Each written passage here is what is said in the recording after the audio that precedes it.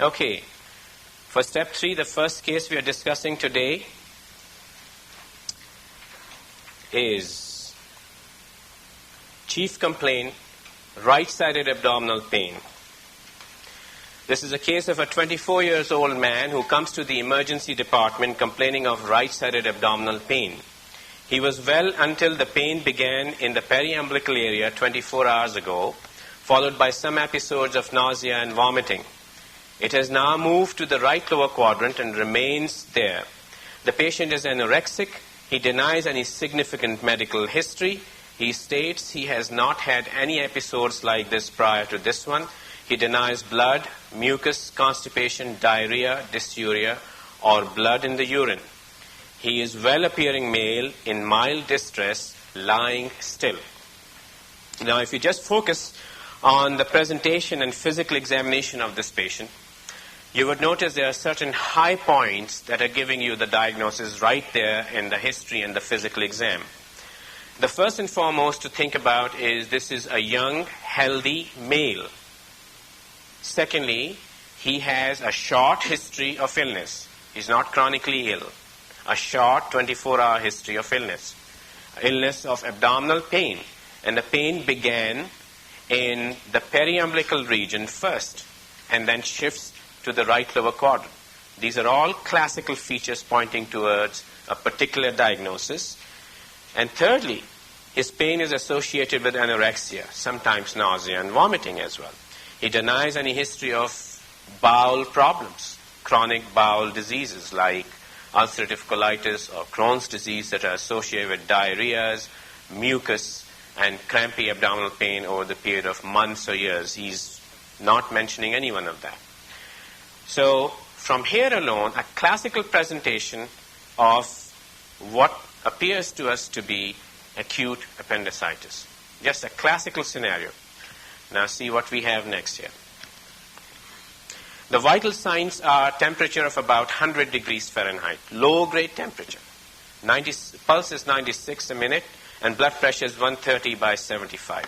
His abdomen is non-distended, and there is right lower quadrant tenderness with rebound and guarding.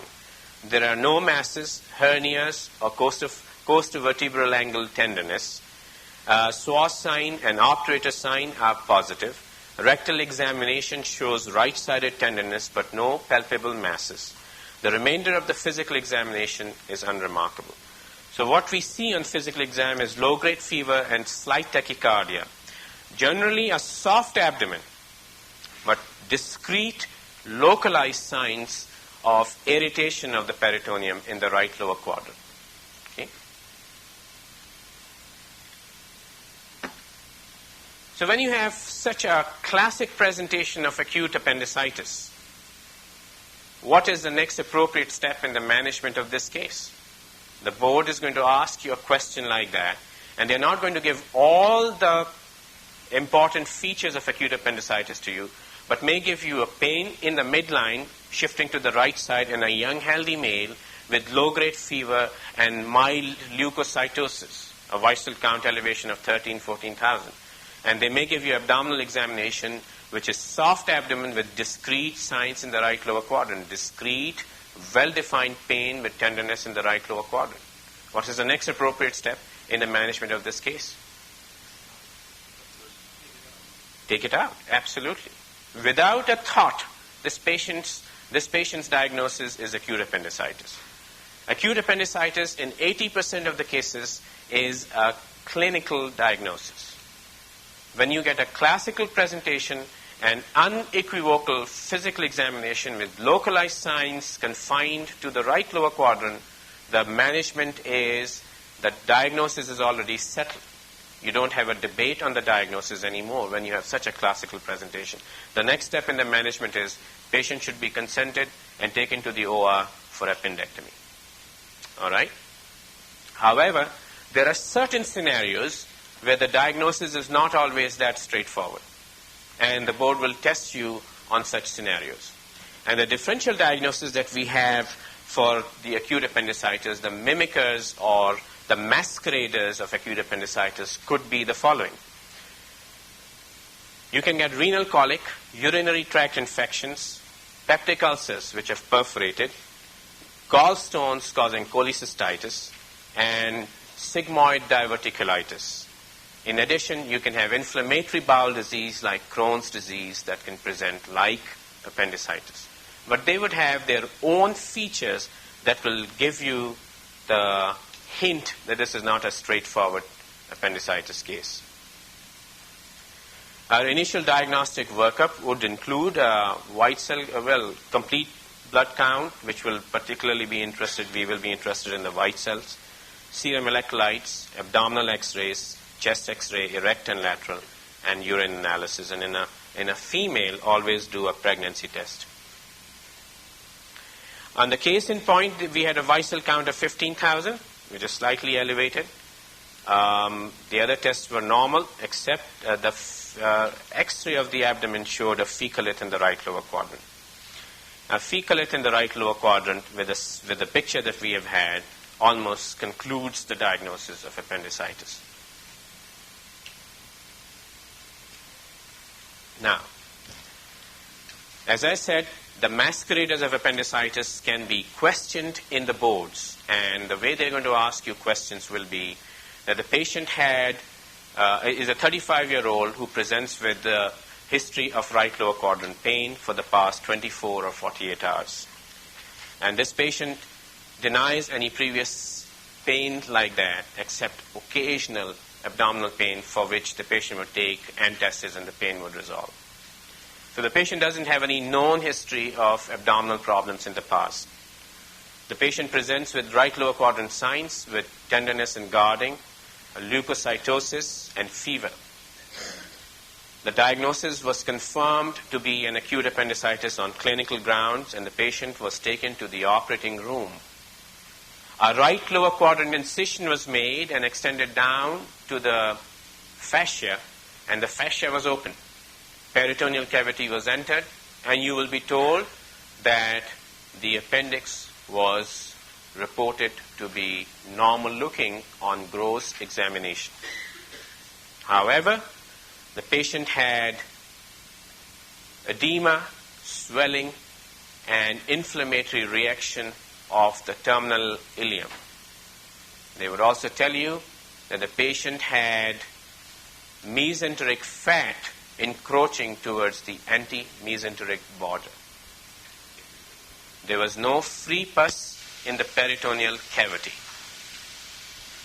What is the next appropriate step in the management of this patient's condition?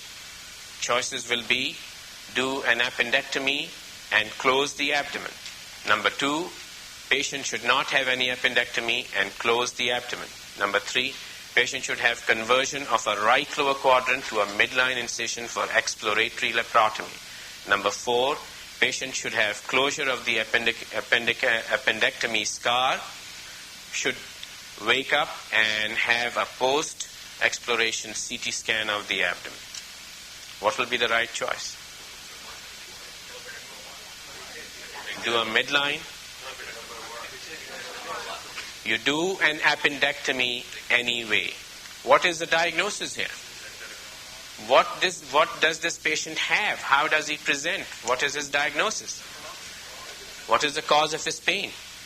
Crohn's ileitis. The patient presents with Crohn's ileitis. Sometimes Crohn's disease can present for the first time with right lower quadrant signs and symptoms only. No history of diarrhea or mucoid stools or blood. Just occasional abdominal pain, and suddenly one day patient complains of acute pain in the right lower quadrant and can present like an acute appy. The right management in this case is to recognize this is not an appy, but it sometimes is difficult. So you proceed with the belief that this is an appendicitis. You take the patient to OR and explore the patient. And when you explore this patient, you find a normal-looking appendix, but you are exploring him through a classical appendectomy scar. The right lower quadrant incision is made for nothing else but for appendicitis. So when you go in there, and even if the appendix is normal, you should remove it, because if you don't remove it, the scar will tell everybody else for the rest of his life that this patient already had an appendectomy. And if he truly, really develops appendicitis in future, it will create confusion in the future management of the disease process. So while you are there and you have done your signature incision for appendectomy, you should do an appendectomy. Now I change the scenario.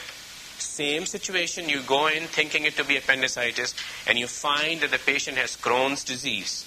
But now I tell you that the patient not only has inflammation of the terminal ileum, patient also has inflammation of the cecum. The next appropriate step here is, number 1, do an appendectomy anyway.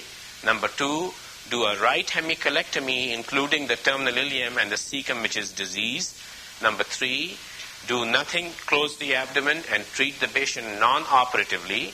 And number 4, the patient should have an extended right hemicolectomy and ileectomy to cure Crohn's disease.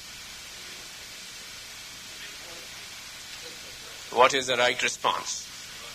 The right response is to do no appendectomy in this situation, but to close the abdomen. Do nothing and close the abdomen. Here is one exception where you have made an incision by mistake for appendectomy.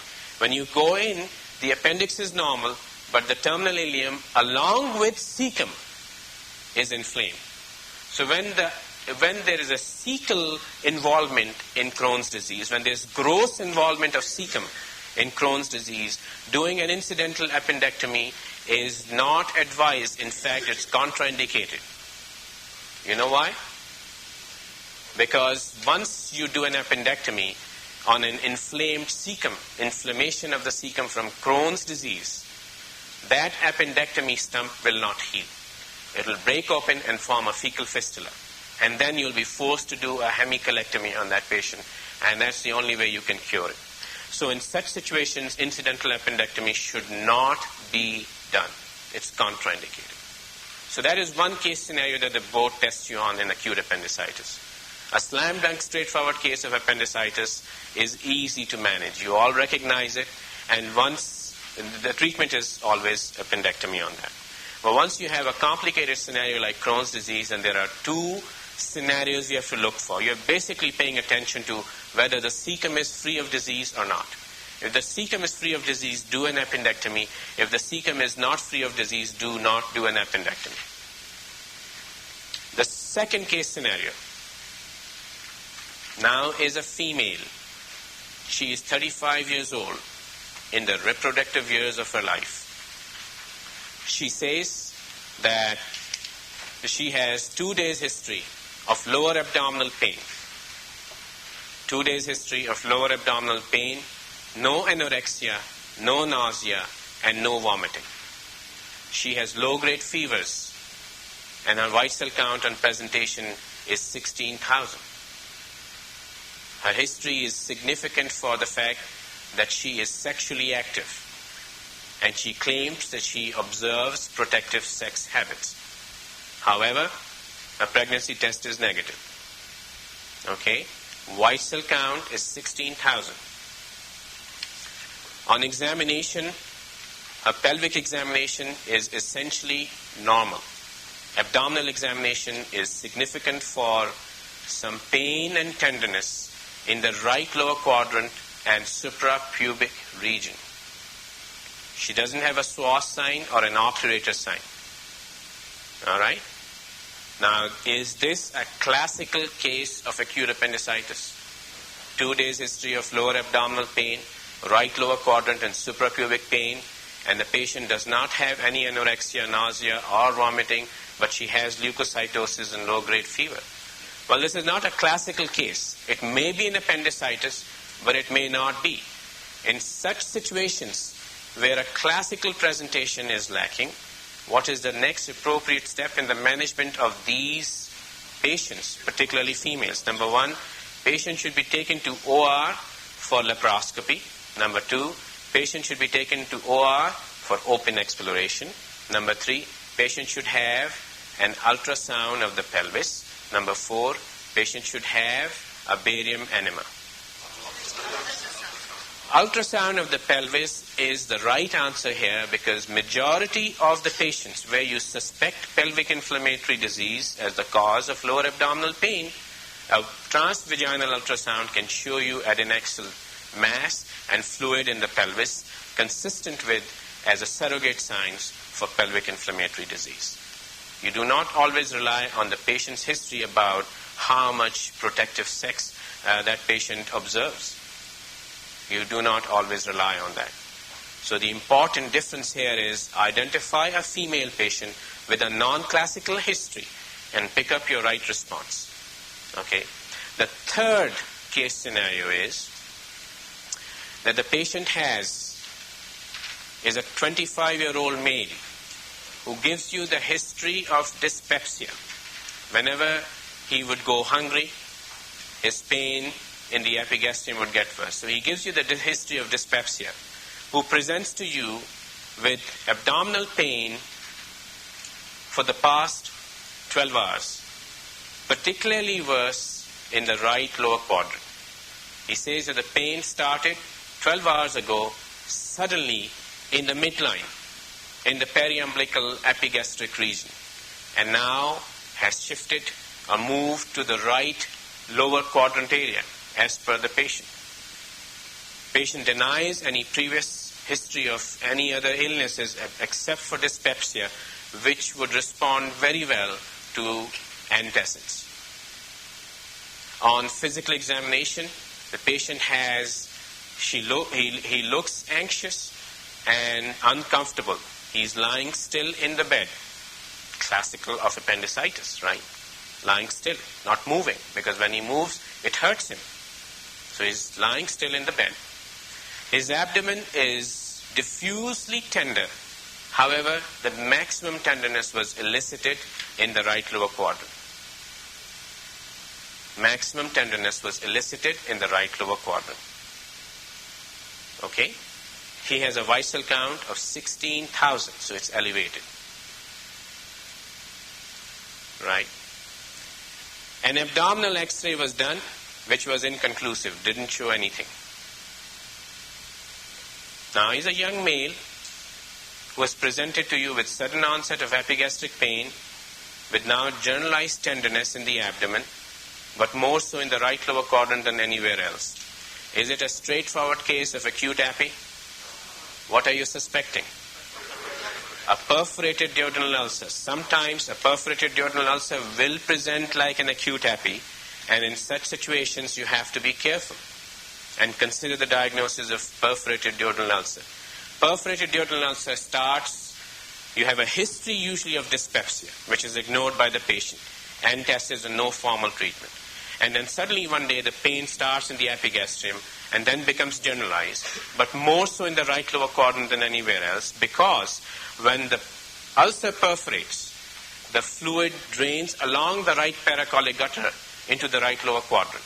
That's where it collects and gives you a classical scenario which can be set up as an acute appy.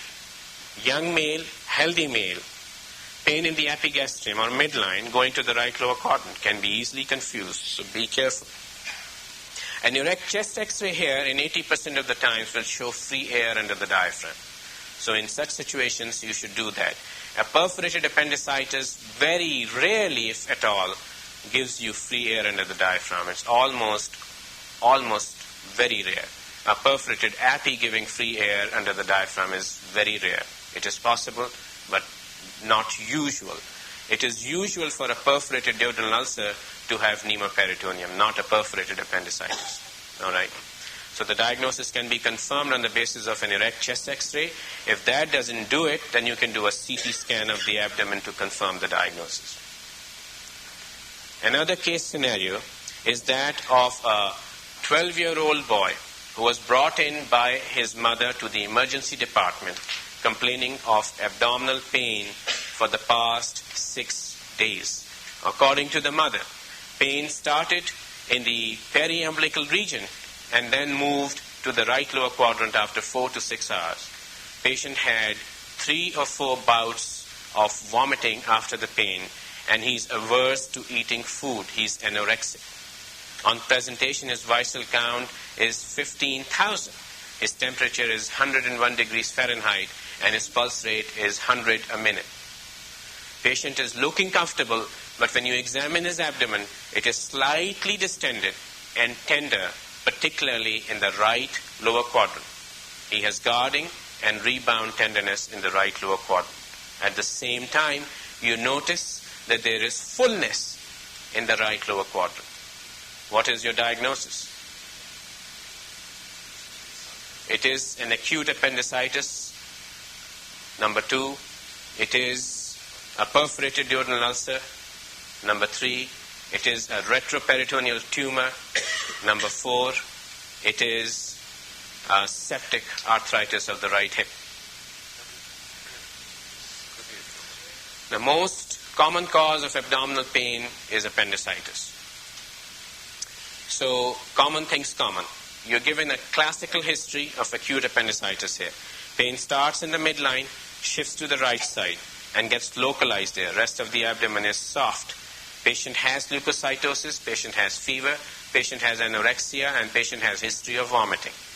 It's a young male with all the classical features of appendicitis. But when you examine this patient, the point that the board is trying to make is, it's 6-day-old pain. It's not 24 hours old pain, it's a 6-day-old pain. And by this time, the patient has formed a mass in the right lower quadrant. There's fullness on palpation of the right lower quadrant. Now, the diagnosis is appendicitis. The question here will be, what will be the next step in the management of this patient's condition? Number 1 is to do an appendectomy. Number 2, to do a laparoscopic appendectomy. Number 3, put the patient on IV fluids, IV antibiotics, and bowel rest and serial physical examinations. And number 4, patient should be sent home on oral antibiotics and analgesics with outpatient follow-up.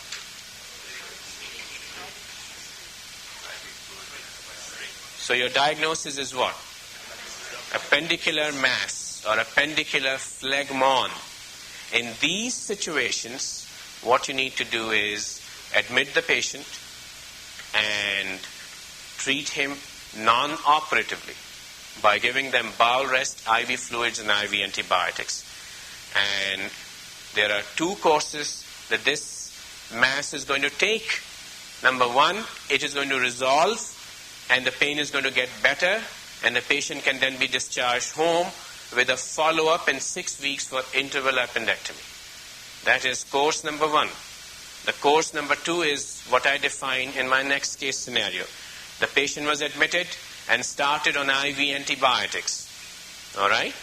This 12-year-old boy was admitted to the hospital and placed on IV antibiotics. After about 24 hours, his abdominal pain got worse. He became more tachycardic.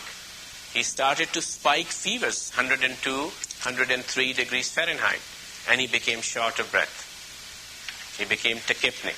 He started breathing at a rate of 30.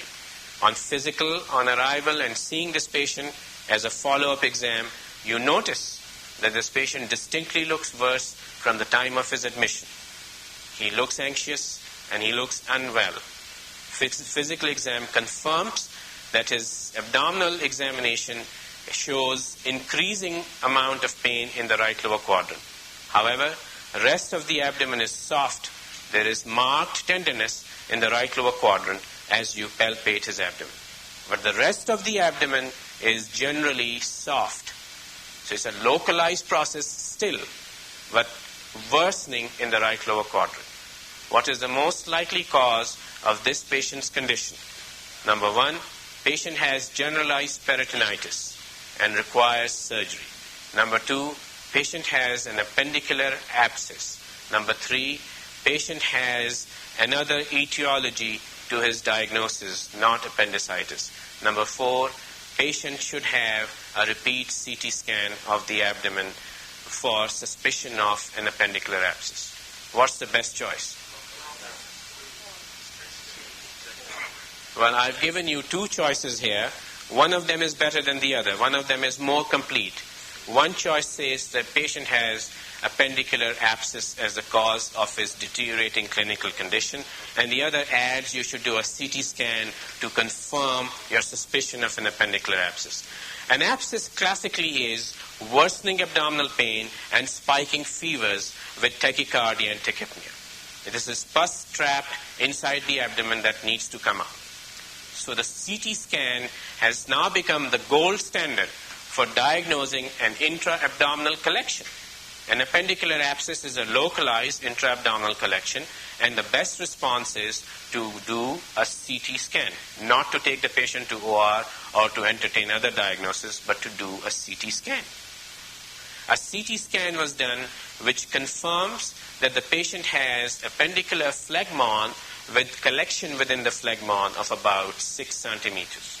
So it's a significant size intra-abdominal collection for a child, causing fever, tachycardia, leukocytosis, and worsening pain. What is the next appropriate step in the management of this patient's condition? Patient should be rushed to the operating room for drainage of an appendicular abscess, and at the same time an appendectomy should be performed. Number 2, patient should be rushed to the OR to do a right hemicolectomy, as doing appendectomy in this case will be hazardous. Number 3, patient should have a CT-guided drainage of an appendicular abscess. Number 4, patient should be started on triple antibiotics with the hope to resolve this abscess. CT-guided drainage has now become the gold standard of draining intra-abdominal collections, and more than 90% of intra-abdominal collections can be successfully drained by CT scan-guided insertion of pigtail catheters. Gone are the days when you have to take the patient to OR for drainage of intra-abdominal collections. You do them occasionally for certain exceptions, but by and large, majority of intra-abdominal collections can be drained by CT scan. All right. So now you have all the various scenarios that the board can ask you about appendix, its simple, straightforward presentation, and its complicated presentations, and its masqueraders and their management. Okay? We take a 5 minutes break here, then we move on with the next.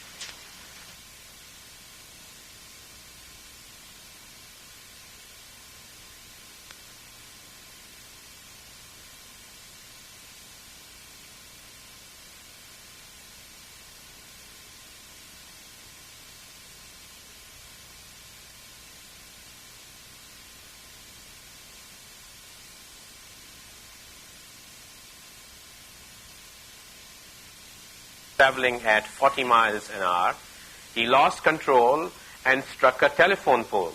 He denies any loss of consciousness. He was not wearing his seat belt at the time and recalls striking the steering wheel. He complains of chest pain and shortness of breath. He admits that he had been out drinking. Past medical history is otherwise negative. And this is a trauma victim who was brought into the emergency room. And let me just review it quickly with you, the physical exam. On history and physical examination, he appears to be a healthy man in moderate distress. Vital signs are blood pressure of 110/70, pulse of 115, and respirations of 30 a minute. Airway is patent, and he is moving air without difficulty. He is awake and responsive. Nasogastric aspirate is bilious, and further examination reveals head no traumatic injuries, no oral or nasal blood, no ecchymosis or raccoon's eyes are noted. Neck is in a collar. There is no point tenderness, jugular venous distension, hematoma, or crepitus. Lungs are clear bilaterally. There is some sternal tenderness, but no deformity. Chest shows small abrasions which are visible on the skin. Heart examination within normal limits, although tachycardic, there is no muffling or murmurs. Abdomen is non-distended, is soft with mild mid-epigastric tenderness. There is no peritoneal signs. Pelvis is stable to palpation and tender anteriorly. Extremities, no musculoskeletal deformities, positive distal pulses. Neurologically answers appropriately, cranial nerves are intact, non-focal, no sensorimotor abnormalities. Rectal exam is GOAC negative, no masses, mild tenderness, on right to palpation, prostate in normal position that is not high riding, no bony fragments or gross blood. So in our differential diagnosis, it's blunt trauma to the chest, rule out fractures, sternal fracture, cardiac contusion, and rib fractures, and blunt trauma to the abdomen and pelvis, rule out fracture or viscous injury. Those are our points to discuss here. Basically, this is a straightforward scenario of a road traffic accident, and this guy appears to be stable. But the board is going to give you case scenarios in different ways, complicated ways, and they're going to be assessing the principles of managing a trauma victim. Principles of managing trauma victims. Now, when you have trauma victims, the main principles are divided into two groups. There's a primary survey and there's a secondary survey. All right? So you have a primary survey and a secondary survey.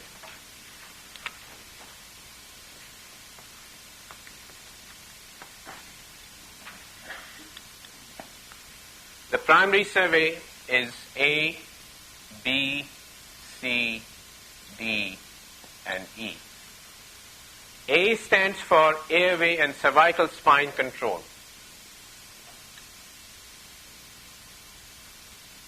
Cervical spine control. B stands for breathing and ventilation. C stands for circulation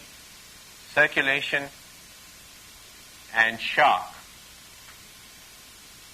D stands for disability and neurodeficits. And E stands for exposure and environmental control. In trauma victim, environmental control basically means that the patient should remain warm, because these victims can very easily lose body heat and become hypothermic because they're shocky, and that's why it's important to keep a warm environment around them. So once you expose them completely, you need to cover them immediately with blankets or to keep him warm. So the primary survey is crucial in all trauma victims, and almost all the questions in trauma are going to be testing your ability to apply the principles of primary survey. A, B, C, D, and E in that order of preference. Most commonly, they're going to test you about the management of the airway in trauma, management of breathing problems, and management of circulatory collapse. Those are the three major trauma-focused questions. Okay? So, how do we manage the airway? That's the first thing you have to do in any trauma victim. In any trauma victim, anybody who is retrieved from a trauma site needs to have A, B, and C in that order. The first thing is A, airway. Normally, if the patient is awake and alert and appropriate, he can speak to you, he can talk to you in normal voice. His airway is intact. His airway is intact. If the patient is unconscious or has altered consciousness, that is Glasgow Coma scale of less than 8, then this patient has an unreliable airway, which means at any point in time he can have obstruction of his airway. In an unconscious patient, airways are obstructed most commonly by which mechanism? Tongue. Tongue falls back and obstructs the airways. Okay? So be very careful that a patient who is unconscious may lose his airway even if he's breathing spontaneously, even if his sats are normal. Even if he's saturating like 90% or more, his airway is compromised because at any point in time, his tongue can roll back and obstruct the airway. So by definition, the cases which are unconscious, the cases which have a Glasgow Coma scale of 8 or less, need a proper airway control. It's not a spontaneous airway. You have to have an airway control. And we talk about it. The third case scenario is that of an injury to the neck.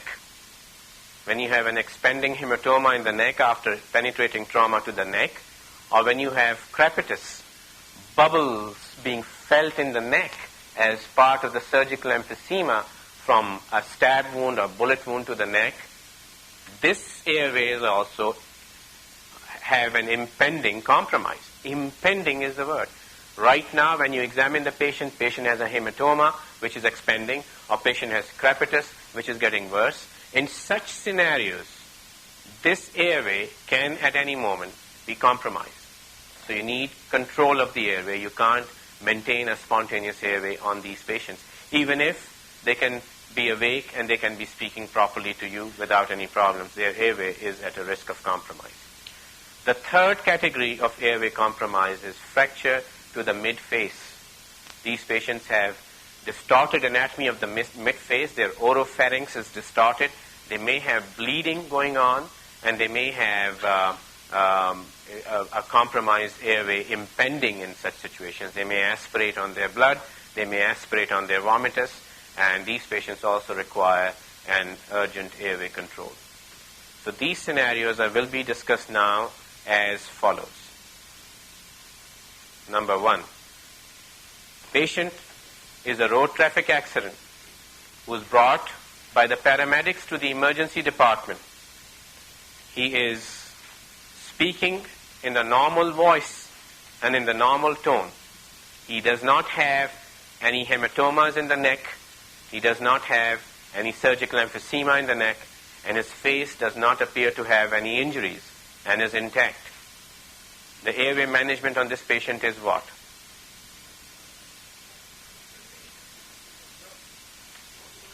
The airway management here is ask the patient to open his mouth, aspirate any vomitus or blood that is visible. If he has any dentures, remove them.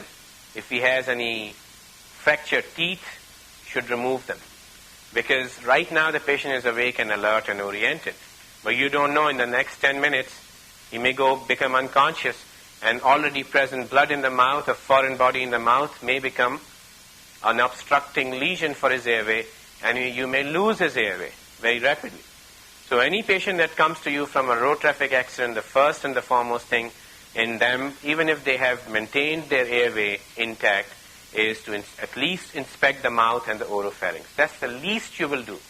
Ask them to open their mouth and make sure they don't have dentures, foreign bodies, fractured teeth, vomitus or blood lying around in their oropharynx and esophagus. Usually they cough it up when they're awake, but sometimes you don't realize that a patient is a 50-year-old with artificial teeth. He's got dentures, and he's got an injury to his head, and he's come to you awake and alert now, but in the next 10 or 15 minutes when he becomes unconscious, his dentures may go down into his windpipe, and you may get an airway compromise of extreme severity. And that has happened. So you ought to inspect the oropharynx. That's the least you would do. Another case scenario. This is a patient who is a 30-year-old road traffic accident, brought in by the paramedics unconscious. His Glasgow Coma scale was evaluated to be 8 or less. The patient is breathing spontaneously with no gurgling sounds, no obstructing patterns to identify. He does not have any injury to his neck. He does not have any injury to his face. He's saturating 95% on room air. What is the next appropriate step in the management of this patient's condition? Number 1, intubate the patient immediately with an orotracheal route. Number 2, patient should have a nasotracheal intubation. Number 3, pull the mouth open, inspect the airway, and do a jaw thrust. And number 4, ask for a cervical spine X-ray, AP, and lateral views.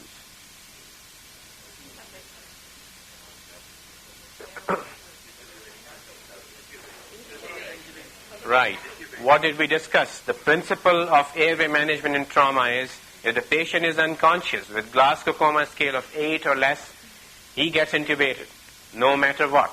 No matter if he's breathing all right. No matter if he's saturating all right. No matter if he doesn't have a gurgling sound to his breathing. No matter if he has no blood or mucus or vomitus sitting in his oropharynx. You have to open his mouth, cervical spine should be controlled by another individual, and you should intubate them. Every patient that is recovered from trauma scene is presumed to have a damaged cervical spine unless and until proved otherwise. So while you are maintaining his cervical spine in line, you should intubate him. We can intubate our patients orotracheally without causing undue movement on the cervical spine. And it's a job which is done by two people. One holds the neck in traction while the other intubates the patient. And the preferred route of intubation for all trauma patients, if at all possible, is orotracheal intubation. Case scenario number 2 or number 3. Patient is a 35-year-old who comes to the emergency room with the paramedics after a road traffic accident. Patient is awake, he is alert, he is oriented, but he is anxious. He says that he has difficulty in seeing and he has difficulty in breathing. On examination, you notice an obvious deformity of the middle part of his face with blood pouring out from his nose and him continuously having choking episodes and coughing from the bleeding which is happening in his oropharynx. On inspection, you notice that the front part of the face is fractured and the front teeth are also fractured, both incisors on the upper jaw and the lower jaw. Patient has, on your evaluation, fracture of the mid-face. He has got choking, and within moments, this patient may lose his airway. In such individuals, the most appropriate way to secure the airway is, number 1, by immediate orotracheal intubation. Number 2, do a nasotracheal intubation because that will be easier. Number 3, do a tracheostomy on the ER gurney. Number 4, do a cricothyroidotomy. Patients who develop mid-face fractures with profuse bleeding causing choking and coughing constantly require a surgical airway. This is one indication for a surgical airway. These patients, if you do not obtain an airway control, may aspirate before you know it. And aspiration has significant morbidity and mortality in trauma victims. They may aspirate on their own blood because after mid-face fracture, there's bleeding in there. So till you stabilize the fracture and control the bleeding, you may have a patient at risk for airway compromise. An immediate surgical airway is best approached or best managed by doing a cricothyroidotomy. In trauma patients, there is no role for tracheostomy when you want an immediate airway control. Even in the most experienced hands, tracheostomy takes about 15 to 20 minutes to obtain. Sometimes in trauma victims, where airway control, airway management is needed immediately, there's no time for doing a tracheostomy. In such situations, you must get an immediate airway control by doing a cricothyroidotomy, which is basically running the finger down the middle of the neck. The moment you feel the thyroid cartilage, just below the thyroid cartilage, there's a small divot you can feel with the tip of your finger. That's the cricothyroid membrane, which exists between the cricoid cartilage below and the thyroid cartilage above. This little divot is membrane, which is avascular. Making a transverse slit through this all the way down to the membrane gets you into the airway immediately. And then you can put a cricothyroidotomy tube and obtain an airway like that. Now, cricothyroidotomy. Next case scenario is that of a 8-year-old boy, a victim of road traffic accident, a hit-and-run injury, was thrown off and was brought in by the paramedics to the emergency department, unconscious. His Glasgow Coma scale was 8. In the emergency room, he was found to have deformity of his midface. It was obvious clinically that he had fracture of his maxilla. He had bleeding into his airway, and his breath sounds were gurgly.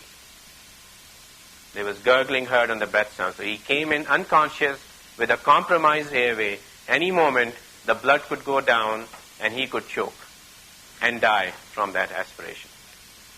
The next appropriate step in the management of this patient's condition is, number one, do a cricothyroidotomy and insertion of a cricothyroid tube to obtain a secure surgical airway. Number two, patient should have a nasotracheal intubation. Number three, patient should have an orotracheal intubation. Number four, patient should have a cricothyroidotomy with the needle puncture of the cricothyroid membrane, followed by tracheostomy. What is the correct response?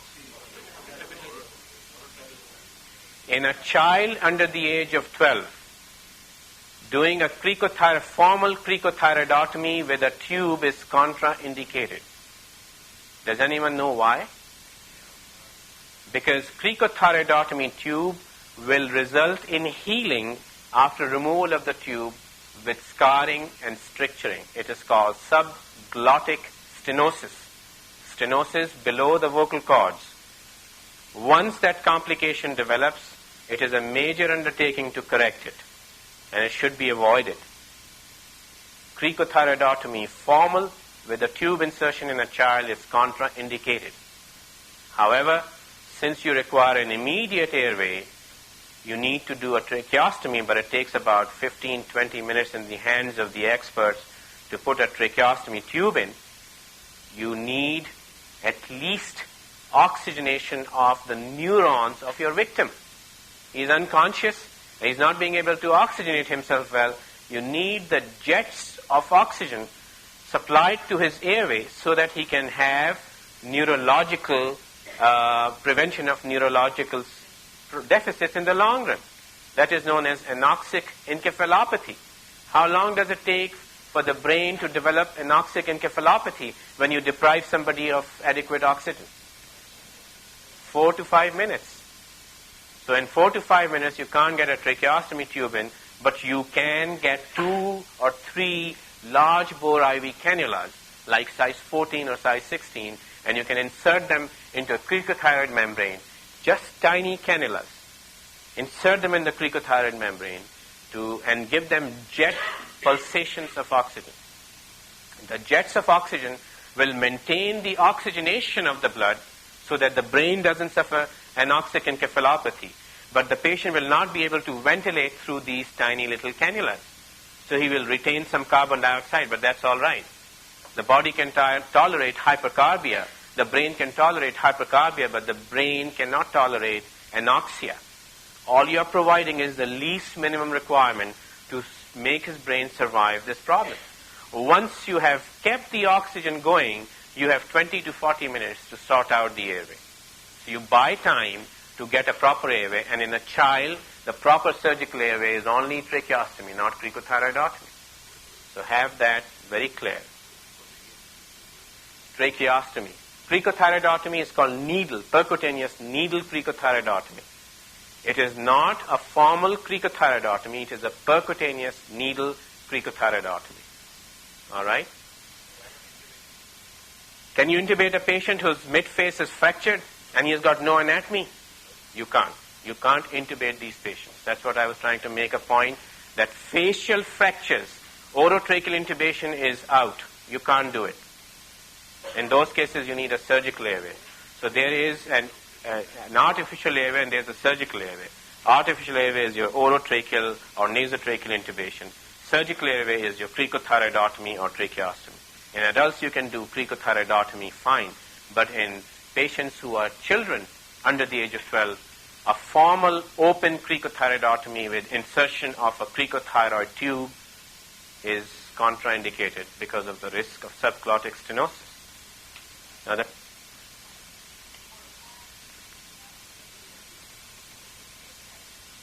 mid-face fractures. They're not going to go into that. All they're going to tell you is the patient has a mid-face fracture. The Lee force classification of the fractures will not be tested heavily in your board. It's above the level of step 3. Okay. Suffice it to say, when you have a mid-face fracture, orotracheal intubation is not possible. Not that you can't do it, it's not possible because of the deformity of the entire face. The second scenario is, on this area, a subclassification of a scenario.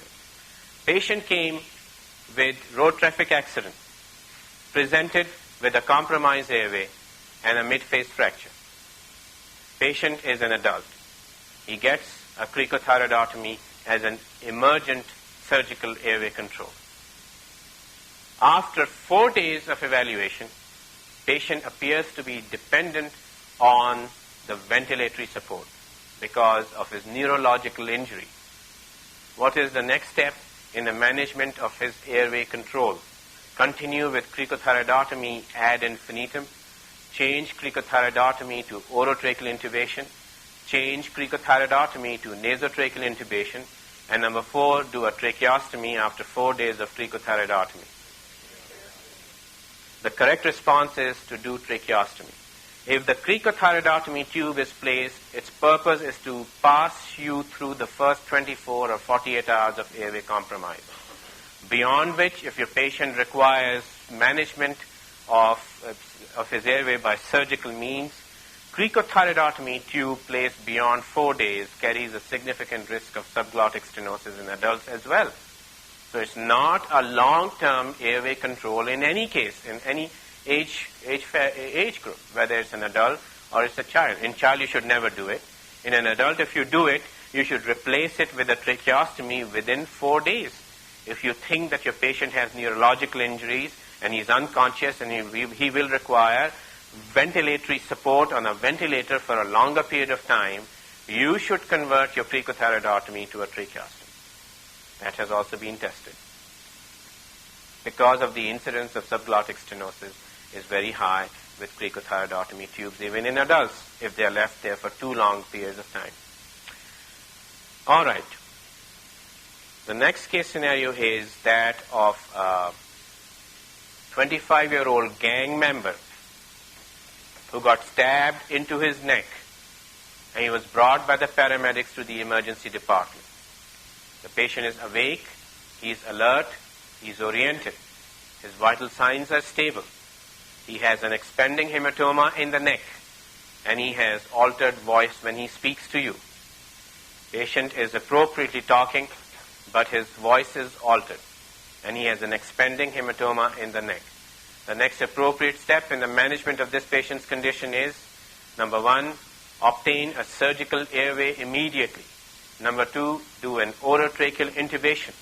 Number 3, patient should be rushed to the operating room for exploration of an expanding hematoma of the neck. Number 4, patient should have a CT scan of the head and neck to rule out other injuries.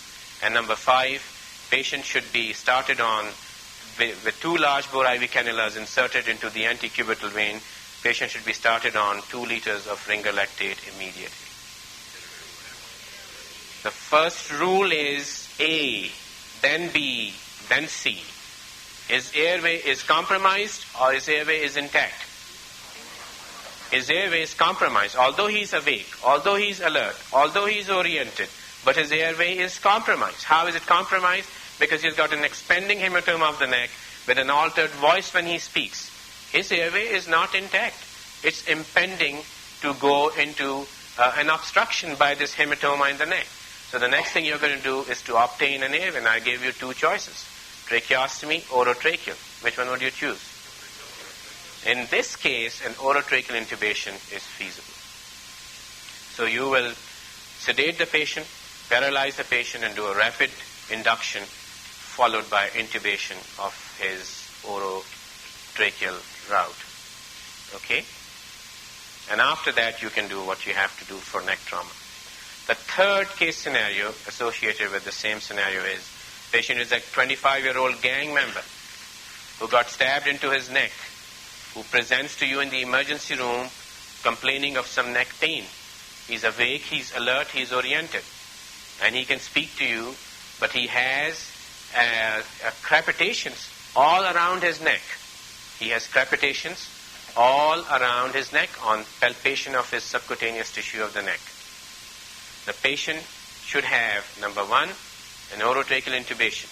Number 2, bronchoscopy of the airway followed by orotracheal intubation. Number 3, a tracheostomy. Number 4, a cricothyroidotomy. And number 5 should be taken straight to the OR for exploration, as this is a zone 2 injury. Bronchoscopy followed by orotracheal intubation.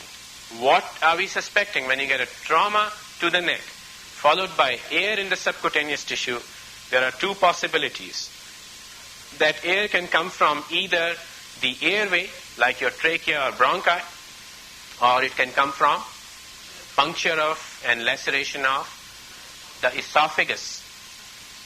The esophagus and the airway are the only two sources when you can develop a surgical emphysema of the neck after a penetrating injury to the neck. Now, esophageal puncture will not compromise your airway, but you don't know that.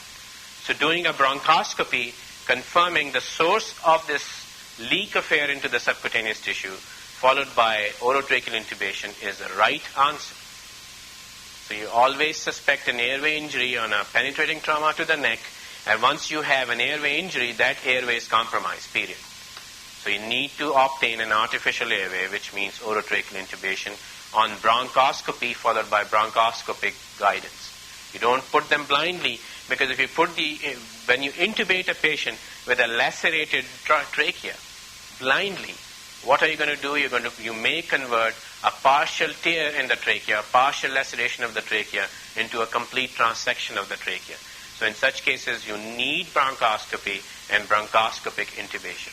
That's the right answer for the both. So there are two answers, orotracheal intubation and bronchoscopy with orotracheal intubation. The best out of the two is bronchoscopy. If they don't give you bronchoscopy, just the orotracheal, choose orotracheal. But if they give you bronchoscopy, that is the best answer. Okay? A patient has been brought into the emergency room. He's a 35-year-old victim of road traffic accident.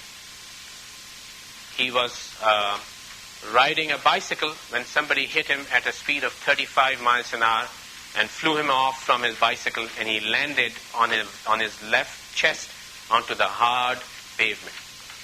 The patient is brought into the emergency room.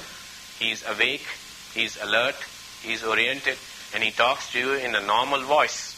His blood pressure is 110 by 70, and his pulse rate is 95. However, he complains of severe pain in the left side of his chest. While you are talking to him and examining him, the patient becomes very anxious, and his respiratory rate suddenly went up from 25 a minute to 40 a minute.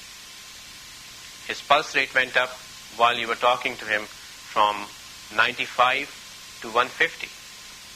And he deteriorated very rapidly. He said that he cannot breathe and he is going to die. On examination, he had no breath sounds heard on the left hemithorax. He had no breath sounds heard in the left hemithorax. His trachea was deviated to the right of the midline, and he had distension of the jugular venous pulses. His blood pressure while you were evaluating him dropped from 120 by 70 to 60 by 20. There's a sudden, rapid deterioration of all his vital signs, and his airway is being compromised, you think. The next appropriate step in the management of this patient's condition is immediately do an orotracheal intubation and put the patient on a positive pressure ventilation.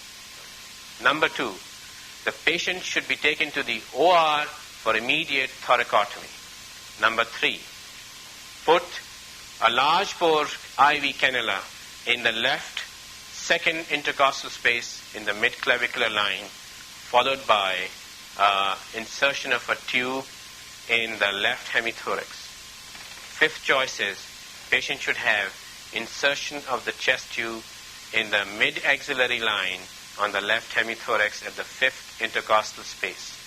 And number 5, patient should have an urgent chest X-ray to identify the cause of absence of breath sounds in the left hemithorax. What is the diagnosis here, guys? It's not just a pneumothorax. It's tension pneumothorax, not hemo. I'm talking about pneumothorax here. I'm talking about tension pneumothorax. immediate intervention is needed. In which form? But we have taught you the principles of primary survey. A comes first, B comes second, and C comes third. Aren't you going to secure his airway first? What is immediately life-threatening to him? What is the immediate life-threatening? It's the pneumothorax. Tension pneumothorax can bring his demise in a matter of few minutes. Tension pneumothorax will kill him before you even think about his airway. And say, for instance, if you think about his airway and you try and intubate him and put him on a ventilator, what's going to happen? You have 5 minutes to work on tension pneumothorax. If you intubate the patient, you don't even have a minute. The moment the patient goes on a ventilator, within a few seconds, he's going to die. Because tension pneumothorax and putting the patient on a ventilator do not go together. Contraindicated. Unless you have a chest tube and taking care of the tension pneumothorax first. So the first thing you do is to get the tension pneumothorax under control. And the quickest and the fastest and the life-saving method in getting the tension pneumothorax under control is by putting a large bore IV cannula in the second intercostal space. You hear a swish or a whoosh of sound, and then you have decompressed his tension pneumothorax. Now you have all the time in the world to put the chest tube in. It takes about 10 or 12 minutes to put a chest tube in, even in the experienced hands. And by that time, the patient will die. So you don't have time to put the chest tube in. You should just immediately decompress and then put the chest tube in, because then you buy the time. So definitive management of tension pneumothorax is indeed putting a chest tube in and is the correct response, but that's not the first thing you will do. The first thing you will do is to put a needle into the chest. Okay? All right? Okay. What are the other injuries this patient could have had? He fell on his left hemithorax and he developed tension pneumothorax. So, what are the other injuries in the chest you can have from a blunt trauma to the chest? Number one, you can have, and we can discuss all that here now. Number one, fracture of ribs. And there are two types of fracture. Fracture of single rib and fracture of multiple ribs. In this heading of multiple rib fractures, they talk about flail chest. All right? That is number one. Number two injury that he can have is pulmonary contusion.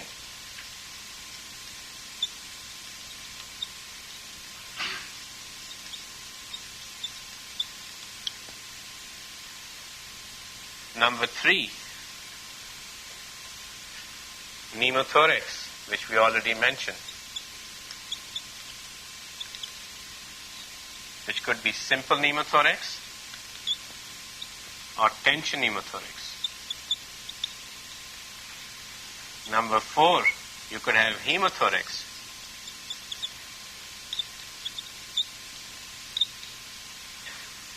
And number five, you could have viscous injury.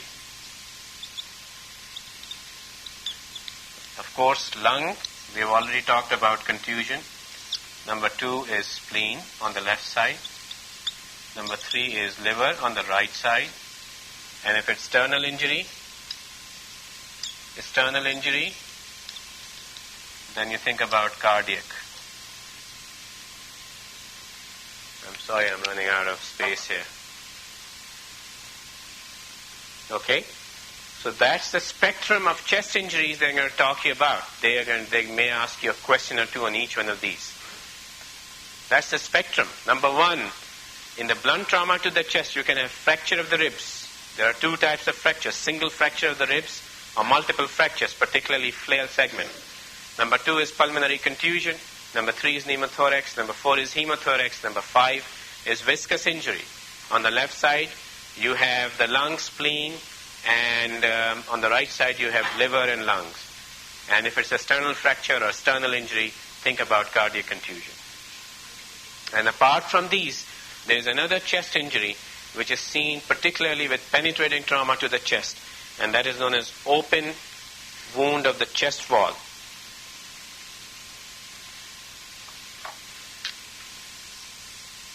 Open chest wall wound. These 7 injuries of the chest are high-yield topics for trauma. A question can arise from any one of these. We already done a tension pneumothorax and its management. I'll guarantee you not 1 but 2 or 3 questions on it. They are heavily tested. They may just keep changing scenarios and give you tension pneumothorax. And even though you think you know it, even though you think you know what you have to do, they will trap you into believing into something else. And I'll talk to you about that in a little bit of a while, because I want you to forget about the immediate, because now it's fresh and you know what I'm talking about. I'll catch you with a mistake on management of tension pneumothorax just now. So I warned you. And in spite of warning, I find the students falling into trap. Okay. So we've talked about the pneumothorax. Fracture of the ribs is of 2 types, single fractures and multiple fractures. I give you a case scenario on fracture of the ribs. It's a case of a 70-year-old retired male who was painting the roof of his house when he fell from a height of 6 feet and landed on the right side of his chest. The patient was brought by the paramedics to the emergency room, and he was complaining of pain each time he took deep breath on the right side. On examination, he was awake, alert, oriented in time, place, and person, and he could speak normally. His airway appeared intact. However, most of his complaints were on the right side of the chest. After doing your primary survey with airway, breathing, and circulatory control assessment, you realize that his only injury is to the right chest wall. On examination of the right chest, you confirm that the patient had some bruising and tenderness around the 5th rib. An X-ray was ordered which confirmed fracture of the 5th rib along with fracture of the 6th rib at 1 point each. Patient did not have any associated pneumothorax or any other evidence of lung injury on that chest X-ray. The next appropriate step in the management of this patient's condition is patient should be reassured and sent home on high doses of narcotic analgesia. Number 2, patient should be admitted to a monitored setting and placed on high doses of IV morphine for management of his pain. Number 3, patient should be admitted to a monitored setting and analgesia should be provided by an intercostal nerve block followed by aggressive chest physiotherapy. Number 4, patient should be advised to go home with incentive spirometry, prophylactic antibiotics, and Tylenol number 3 with a follow-up in the outpatient clinic in a week's time to see how he is getting along.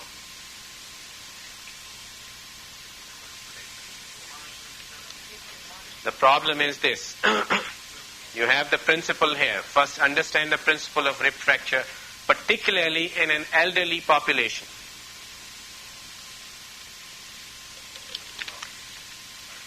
There are 2 things that happen with rib fractures.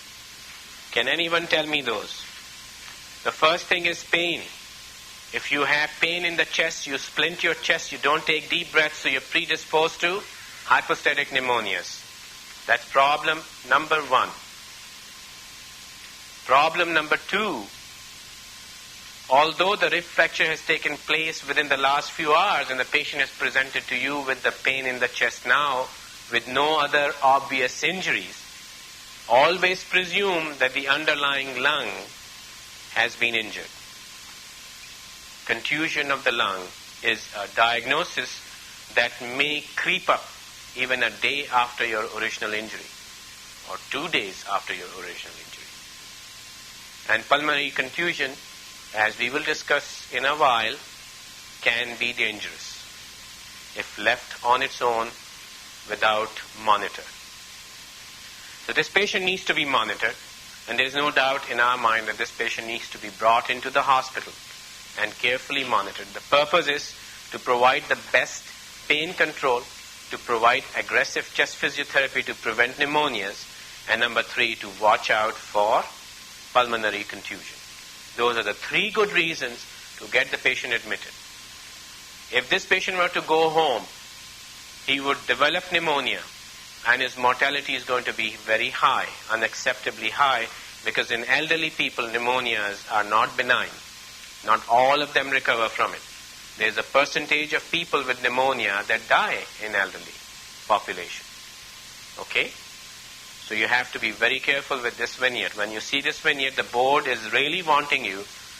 If the patient has 2 rib fractures, he is elderly, he has fallen from a height of 6 feet, there's an injury, is just not simple rib fracture. Although, what you see right now is a simple rib fracture only. To your eyes, it's a simple injury. But to your mind, it shouldn't be, because you know the consequences. So you admit the patient. Now, I have admitted the patient in so many choices. Which one will be the best one? Admit the patient and give him IV morphine or Demerol for pain control. What's wrong with that? It will depress his central nervous system. IV morphine or narcotics given systemically is not the ideal choice. The ideal choice here is pain control by intercostal nerve block. If the patient had multiple levels of rib fractures, like 4 or 5 ribs were gone, you would even give them epidural for pain relief. You will not give morphine or Demerol. No systemic narcotics should be given, because they will depress the central nervous system, depress the drive to ventilate, and will predispose to pneumonias. So that's number 1. You need to, the right choice is get the patient admitted to a monitored bed. I'm not talking about going to the floor. I'm talking about admitting him to a close observation unit, at least a step down or a CMA. Not just necessarily an ICU, but at least a place where a bed and a monitor with the bed is available, and a nurse is available constantly to monitor his blood gases and his saturation. So the principle is pain control, number 1, by intercostal nerve block or by epidural. And the second principle is that the patient, once admitted, should be encouraged to take deep breathing exercises, incentive spirometry, and every 4 hours, aggressive chest physiotherapy. You have to be on his case, make him sit up, make him take deep breathing exercises, and percuss his chest to stimulate cough. That's what you need. So that's the management of prevention of pneumonia. That's your prime management here. Now the patient is admitted to the hospital on a monitored setting, and he was doing fine. Day 2 after his admission, his nurse calls you and tells you that the patient is becoming increasingly uncomfortable. On arrival, you notice that the patient is breathing at a rate of 35 a minute. He is obviously anxious, and his pulse ox is 85% on room air. You ordered a supplemental oxygen via nasal cannula of 2 liters per hour, and in spite of supplementation, his pulse ox did not rise above 90. What is the next appropriate step in the management of this patient's condition? Number 1, the patient should be taken to the operating room to identify the cause of his hypoxemia. Number 2, patient should be ordered a CT scan of the chest immediately to rule out occult injuries in the chest. Number 3, patient should have a simple chest x-ray immediately to identify the cause of hypoxemia. Number 4, patient should have a chest tube inserted immediately, because you're suspecting that now patient has developed a delayed pneumothorax.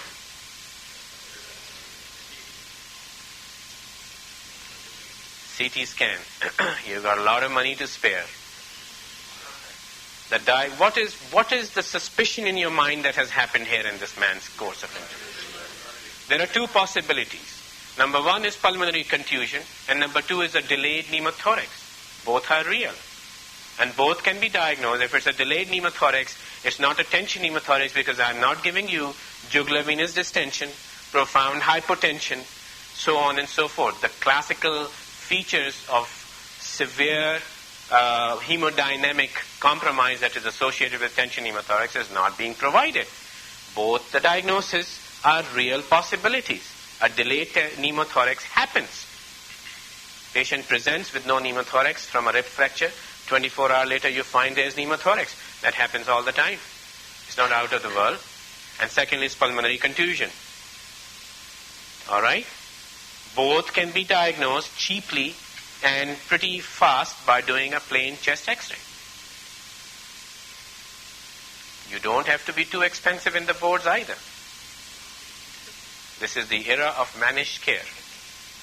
Some people call it damaged care. But you have to be aware that once you have a not so simple, straightforward course after admission of this patient, you have to be aware of the possibilities that can happen to this man. And one of the possibilities is tension, is pneumothorax, delayed pneumothorax. The other one is a pulmonary contusion. So you order a chest X-ray. And a chest X-ray was ordered, and it shows on his right side a white out segment of the lung. On the right chest, he had a white out segment of the lung. That's a classical presentation of a pulmonary contusion. And that's what you were expecting that he may have. Somebody who's falling from a height of 6 feet lands on his right side. The impact of injury and the force of injury is sufficient. So it's very important to pay attention to these details. They are pivotal. I don't care about this patient being diabetic, hypertensive, asthmatic, so on and so forth. I care about the mechanism of injury and trauma. I care about the age of the patient here, and I care about his primary survey and its findings, followed by his management as an inpatient. Will depend really upon the mechanism of injury. There are injuries that become obvious at the time of the accident, and there are injuries that reveal themselves as the time goes by. That's what you have to, and the only way you can anticipate them if you know the mechanism of injury, the speed, the height, the impact of trauma, the force of trauma are very important. So history of trauma is very important. Okay. Once you have pulmonary contusion and the patient is desaturating and he's hyperventilating and he's being compromised, he's air hungry, he's tachypnic and uncomfortable, what is the next appropriate step in the management of this patient's condition? Number one, put him on a face mask with 100% oxygen. Number two, with progressive deterioration of his respiratory status, patient should be intubated and put on a ventilator. Number three, patient should be asked to take deep breathing exercises instead of Q4 hours, Q2 hours. And number four, he should be put on a serial chest X-rays to evaluate the progression of his pulmonary contusion, as majority of the pulmonary contusions are self-limiting and require no aggressive therapy. That's right. If somebody is progressively deteriorating and cannot maintain his saturation, you will intubate this patient. This patient was given supplemental oxygen to no effect. His tachypnea and his discomfort progressed. He became increasingly hypoxic. In elderly people, if they are not supported, they can go into ventilatory failure earlier than a heavy, healthy, muscular guy, because their reservoir for muscular exertion is limited. And before you know it, he will tire out within an hour or two of breathing and maintaining his oxygenation, and he is going to go into frank ventilatory failure. So first he starts off with hypoxemia, and after 2 hours, if you do his blood gases, he will start retaining carbon dioxide. That's a sign that he's failing. And before he develops the failure, you should intubate him. That's the whole idea. Intubate the patient before it's too late. We'll take a 5 minutes break here, guys. Then we come back and continue with the trauma.